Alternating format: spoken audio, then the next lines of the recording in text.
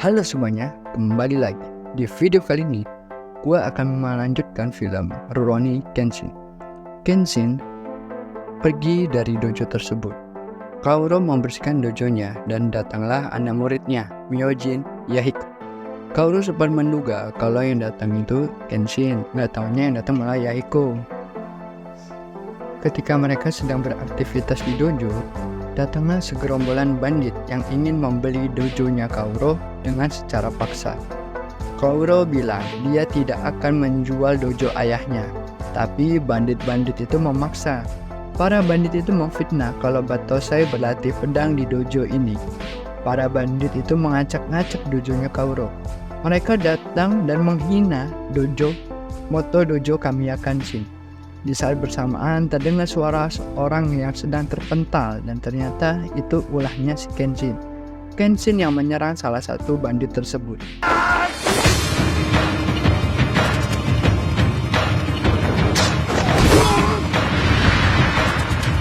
Kenshin sangat mudah menumbangkan mereka. Mereka ditumbangkan oleh Kenshin tanpa mengeluarkan katananya. Kelincahan Kenshin dapat terlihat di sini. Mereka dibuat tak berdaya oleh Kenshin. Kenshin menjelaskan kalau gaya bertarung atau aliran bertarung Hitakiri Battosai adalah Hiten Mitsurugi Ryu. Itu adalah aliran yang dimaksudkan untuk melawan banyak orang. Kenshin mulai mengeluarkan sakabatonya. Para bandit mulai tersadar kalau yang mereka lawan adalah Hitakiri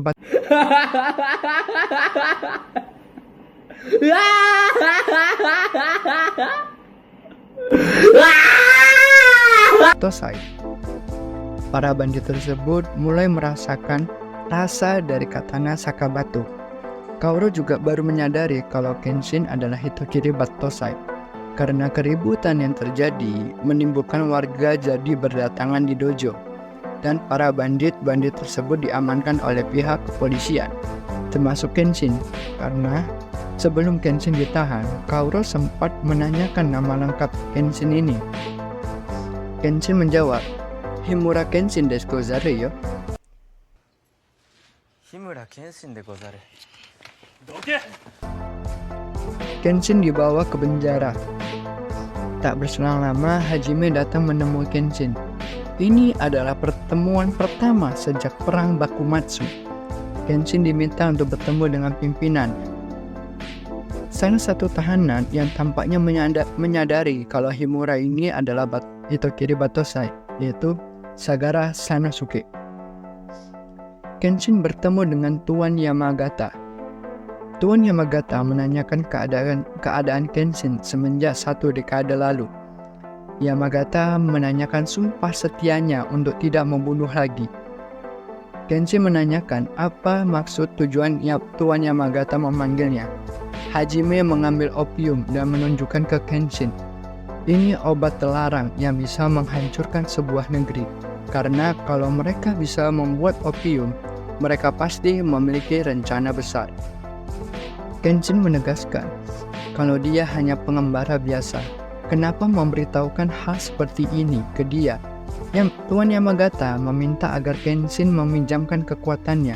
Sebagai gantinya, dia akan dijanjikan kedudukan penting dalam pasukan.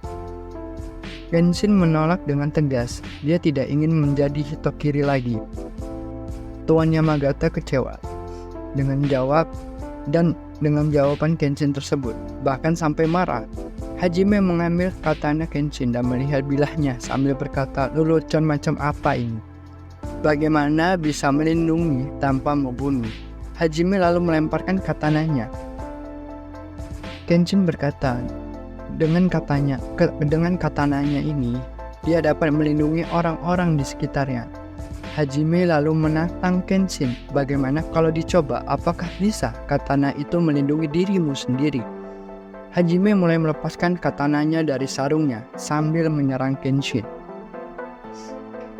Pertarungan dimulai di bawah rintik hujan. Hajime menyerang Kenshin dengan membabi buta, dengan memaksa Kenshin untuk menghunuskan katananya. Kenshin tidak mau menghunuskan katananya sampai Hajime sendiri yang membuat Kenshin menggunakan katananya. Hajime memaksa Kenshin untuk membalikkan katananya atau dia akan membuatnya lebih menderita. Katananya hingga Kenshin menahan serangan Hajime dan membuat Kenshin tertancap katananya sendiri di bahunya. Hajime mengingatkan masa-masa sewaktu Kenshin membunuh dahulu. Kenshin hanya menjawab itu dirinya dulu, dan dia tidak berniat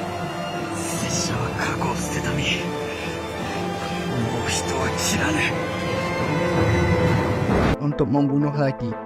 Pertarungan diberhentikan oleh Tuan Yamagata. Kenshin dilepaskan oleh Tuan Yamagata. Kaoru menjemput Kenshin dan mengajaknya untuk tinggal bersamanya karena Kenshin tidak punya tujuan sebagai bentuk karena Kenshin tidak punya tujuan. Ini sebagai bentuk terima kasih Kaoru karena sudah menolongnya. Kenshin menolak ajakan Kaoru karena dia adalah Hitokiri, tapi Kaoru menyangkal. Dia tidak kenal apa yang dia temuinya. Yang dia temuinya hanya samurai pengembara biasa. Semua orang mempunyai masa lalu yang ingin dihapus. Kenshin akhirnya ikut dengan Kaoru. Sesampainya di dojo, Kaoru mengenalkan muridnya, Myojin Yahiko, ke Kenshin. Dan terdengar suara perempuan dari kamar mandi. Takani Megumi. Megumi mengenalkan dirinya dengan Kenshin. Megumi diajak Yahiko ke dojo karena dia meminta pertolongan ke Yahiko sewaktu Yahiko mengejar Kaoru. Kenshin diberikan kimono atau baju dari peninggalan ayahnya Kaoru. Seperti mendapatkan tujuan hidupnya yang baru, Kenshin tampil dengan tampilan yang baru. Kaoru dan Kenshin serta lainnya makan-makan di rumah makan. Kaoru menanyakan asal Megumi, tapi Megumi gak mau menjawab. Dia cuma bilang, si cantik yang rahasia. Selang beberapa lama, datanglah Takeda Kanryu mencari Kenshin. Megumi yang melipir ke kamar mandi. Kanryu menawarkan pekerjaan sebagai penjaga. Karena Kenshin adalah satu-satunya orang yang mampu mengalahkan para bandit-bandit itu. Kanryu menawarkan Kenshin dengan uang yang banyak. Kenshin menolak tawaran Kanryu. Kanryu yang terus menambahkan uangnya lagi, tapi Kenshin masih menolak. Karena kesal atas penolakan tersebut, Kanryu menginjak makanan Kenshin. Sagara Sanosuke datang dengan pedangnya dan menawarkan dirinya untuk bekerja sama pada Kanryu. Kanryu menanyakan apakah dia pantas dengan uang segini. Sanosuke akan membuktikan kalau dia pantas dengan menantang Hitokiri Batosai berduel. Mendadak semuanya terkejut berkelak karena Kenshin adalah Hitokiri Batosai. Kenshin yang diam cuma berkata kalau mau berkelahi jangan di sini, tetapi di luar. Sanosuke menyuruh para warga untuk keluar dan menyaksikan mereka berduel. Sanosuke dan Kenshin bertarung di jembatan. Sanosuke menjelaskan pedang yang dia bawa adalah pedang pembunuh kuda bernama Zanbato, sebuah barang antik dari perang Onin. Pedang yang dipegang Sanosuke kalau dilihat sangatlah berat. Dimulailah pertarungan mereka. Sanosuke membuka serangan demi serangan yang dikeluarkan oleh Sanosuke. Tapi Kenshin hanya menghindar. Selagi Sano menyerang, Sano juga menjelaskan sedikit biodata Kenshin. Kenshin adalah pembunuh dari kelompok Isshin Shishi. Mulai membunuh sejak umur 14 tahun sampai 19 tahun. Hampir terjadi insiden ketika Sanosuke menusukkan pedangnya, tapi Kenshin malah menghindar. Karena keberatan, pedang Sano hampir masuk ke parit beserta Sanonya tersebut. Tapi Kenshin dengan baik hati menarik bajunya si Sano. Kenshin mengambil sebatang bambu lalu melompat melewati paritan.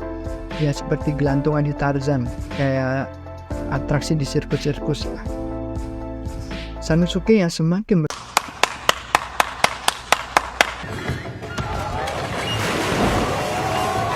bersemangat masih menyerang Kenshin.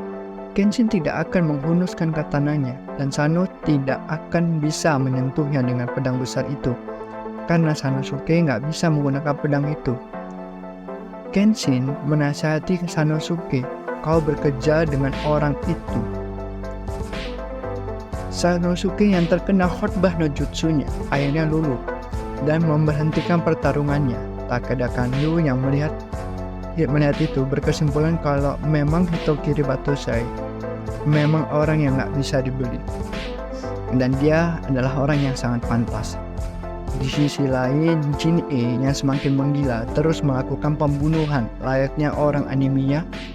Katananya membutuhkan darah, dan dia haus akan darah. Keesokan harinya, Kenshin, Yahiko, dan Megumi mendatangi TKP pembunuhan. Semua korban yang dibunuh tidak hanya polisi. Penjahat juga dibunuh sama si Jin-e. Saat kau jadi pembunuh, takkan ada lagi jalan kembali. Begitulah jalan hidup sang pembantai. Hajime mendekati Kenshin dan memberitahukan kalau mereka Oke, jangan lupa nantikan video-video gue selanjutnya. See you.